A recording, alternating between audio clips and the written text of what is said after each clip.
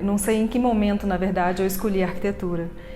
Eu me lembro de alguns momentos na minha infância de brincar nos parquinhos do Burle Marx, e eu acho que isso de alguma forma foi me influenciando para que eu chegasse no momento do vestibular e fizesse essa escolha. Eu sempre brinquei, quando eu era criança, de construir as casas das minhas bonecas. Eu nunca fui uma menina de brincar de boneca, mas eu construía as casas da boneca. E quando eu terminava de construir a casa, a brincadeira acabava. Eu entrei na Universidade de Brasília em 92, eu tinha 17 anos, e eu me lembro que foi um momento muito bacana na minha vida e de muita empolgação. Eu fiquei muito satisfeita com essa escolha que eu fiz na medida que eu ia descobrindo todos os encantamentos que a arquitetura proporciona. Me lembro também de, nas férias anteriores da faculdade, de entrar na faculdade, eu conheci um arquiteto numa viagem, um estudante de arquitetura que estava no 3º semestre, e quando ele falou a respeito do curso, o olho brilhou. E eu pensei comigo que era exatamente isso que eu queria para mim. Eu queria a mesma sensação do olho brilhando, da paixão, dessa vontade de alguma forma mudar o mundo, de transformar o espaço e melhorar a vida das pessoas. Quando eu estava no 2º semestre da faculdade, eu percebi que eu queria fazer um estágio, que eu precisava entender como é que funcionava um escritório de arquitetura, como é que era a arquitetura na prática.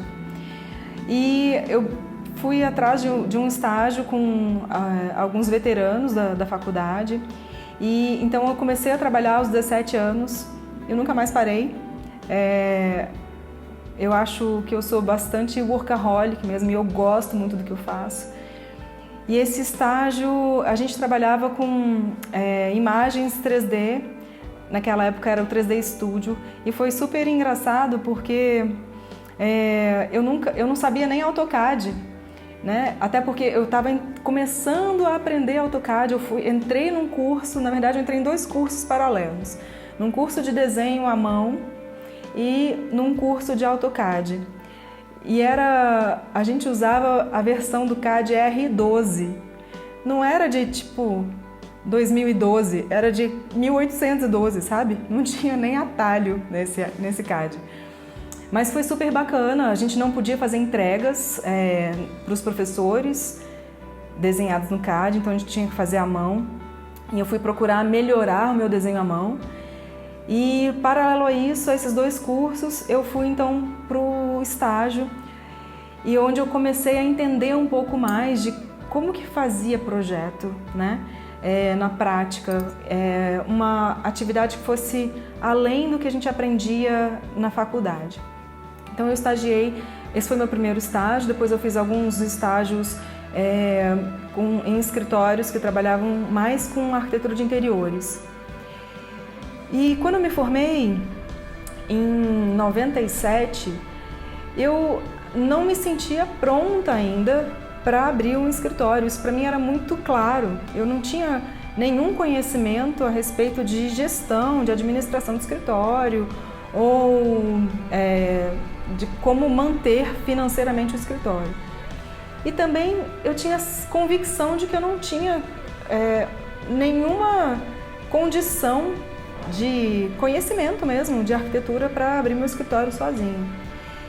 E como eu trabalhei na comissão de formatura, e a gente fez alguns eventos relacionados à formatura, e um deles foi, a gente convidou o arquiteto Sérgio Roberto Parada para ser o nosso paraninfo, e ele aceitou, e a gente fez uma exposição de trabalhos na Embaixada de Portugal, e depois a embaixada me contratou para eu fazer um trabalho para eles, que era a montagem e desmontagem da exposição de arquitetos portugueses aqui em Brasília e depois no Museu de Belas Artes no Rio de Janeiro. Mas quando esse trabalho finalizou, eu não tinha emprego e eu não, apesar de ser formada, eu não era arquiteta, eu não me sentia arquiteta. E foi quando o Sérgio me chamou para trabalhar no escritório dele, e eu ingressei então em 97, né, no segundo semestre de 97, e dali em diante eu considero que foi de fato a minha residência em arquitetura. Foi onde eu aprendi a fazer arquitetura, aprendi projeto, aprendi muito detalhamento, entendi todos os processos relacionados a projeto, do primeiro risco até a entrega. Eu fiquei no escritório do Sérgio Parada por 6 anos e a gente teve contato com muitos projetos com equipes multidisciplinares, o que foi de grande enriquecimento para a gente. A gente entendeu o projeto como um todo, né, dentro de uma visão sistêmica, e acho que isso é uma coisa muito importante. Isso fez com que a gente olhasse além do próprio desenho de arquitetura, entendendo o projeto numa dimensão muito maior. E depois dos 6 anos, eu e alguns colegas que trabalhávamos juntos lá no Sérgio, a gente resolveu abrir o nosso escritório, que naquela época se chamava Solo Arquitetos, porque era o nosso primeiro voo solo, né, de sentar debaixo da asa do Sérgio. E foi quando a gente iniciou nossa vida profissional, fazendo os projetos que apareciam, que surgiam, né? Porque a gente também, quando sai da faculdade, a gente também não aprende a criar demandas, isso a gente vai aprendendo ao longo da vida. E a gente começou esse escritório com muita garra, com muita vontade de crescer e de se aperfeiçoar cada vez mais. Nesse período, logo depois que a gente abriu o escritório, eu fiquei grávida de gêmeos, e eu confesso que isso foi para mim uma grande surpresa, e apesar de eu ser super workaholic, eu achava que eu ia conseguir ter os meus filhos e voltar a trabalhar em 6 meses. Mas quem é mãe sabe que não funciona desse jeito, né? Ter filhos muda a vida da gente totalmente. O filho sai da barriga e entra na cabeça e fica para sempre, e eles passam a ser prioridade na vida da gente. Mas eu tenho o lado profissional muito forte, então os meninos estavam com mais ou menos uns 2 anos quando eu voltei a trabalhar, e naquele momento eu fazia home office. Então eu me afastei do escritório porque os meus horários eram totalmente diferentes dos horários dos meninos, e a minha situação ficou incompatível, né? E quando eles estavam com 3 anos, aí eu abri meu escritório de novo, onde eu comecei a desenvolver projetos daí um pouco maiores, né, do que em home office, e a gente abriu uma empresa mesmo, o que para mim foi um grande benefício, porque a gente deixa de ser um profissional autônomo e a gente passa a ser uma empresa que tem condição de dar o próximo passo, né, de ir além, de conseguir contratos melhores, maiores, e de trabalhar com projetos mais bacanas também. Logo que eu fiquei grávida, eu também fui convidada pelo Igor Campos para ingressar na faculdade de Arquitetura e Urbanismo, uma faculdade particular aqui em Brasília, Uniceub. E eu entrei então no começo de 2004, sob a coordenação do professor José Galbinski, que eu considero que é um grande mestre para mim também. Ele me ensinou a ser professora, me ensinou o valor de transmitir conhecimento, né? E que na verdade o que a gente ensina vai muito além só da informação. E então eu estou no CEUB há praticamente 15 anos, né? E há 4 anos atrás eu entrei também no IPOG, Instituto de Pós-Graduação, onde eu dou aula no Master de Arquitetura e Iluminação em todo o Brasil.